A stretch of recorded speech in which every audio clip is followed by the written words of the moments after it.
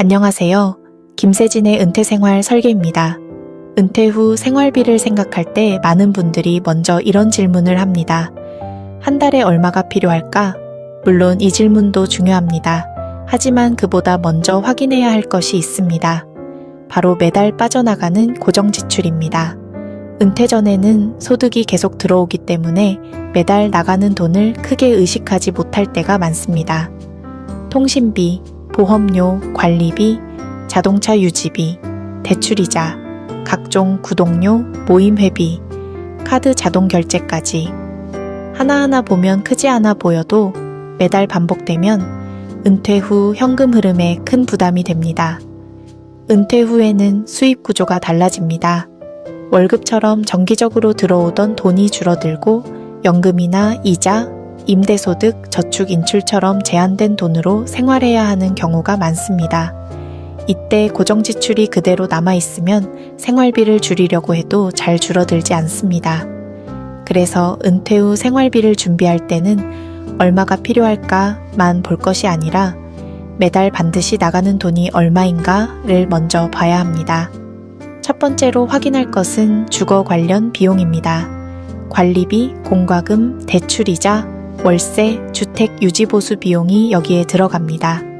집을 소유하고 있다고 해서 주거비가 없는 것은 아닙니다. 아파트 관리비, 재산세, 수리비, 난방비처럼 계속 나가는 돈이 있습니다. 두 번째는 보험료입니다. 은퇴 전에는 보험료를 줄이고 싶은 마음이 생길 수 있습니다. 하지만 보험을 무조건 해지하거나 줄이면 안 됩니다. 중요한 것은 보험료만 보는 것이 아니라 보장 공백이 생기지 않는지 함께 보는 것입니다. 실손보험, 건강보험, 진단비, 간병 관련 보장 등은 나이가 들수록 더 중요해질 수 있습니다. 그래서 보험은 줄일 것과 유지할 것을 구분해서 점검해야 합니다. 세 번째는 자동차 유지비입니다.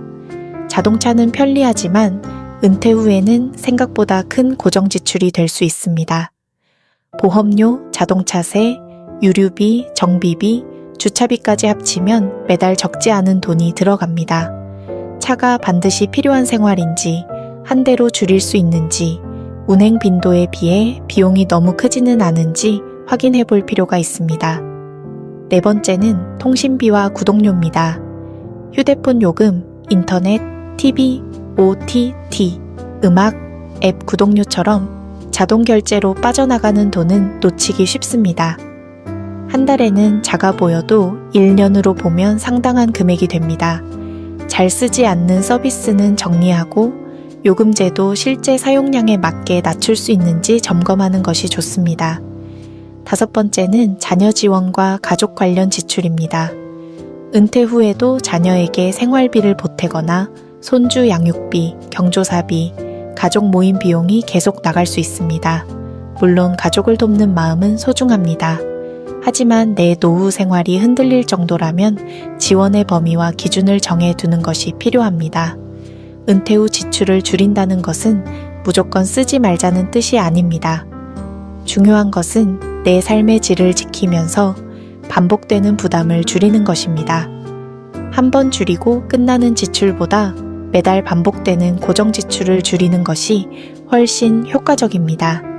예를 들어 매달 10만 원을 줄이면 1년이면 120만 원입니다. 10년이면 1200만 원입니다.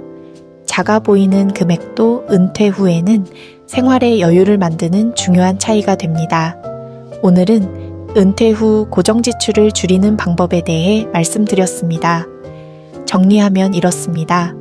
첫째, 주거비를 확인해야 합니다. 둘째, 보험료와 보장 공백을 함께 봐야 합니다. 셋째, 자동차 유지비를 점검해야 합니다. 넷째, 통신비와 구독료를 정리해야 합니다. 다섯째, 가족 관련 지출의 기준을 세워야 합니다.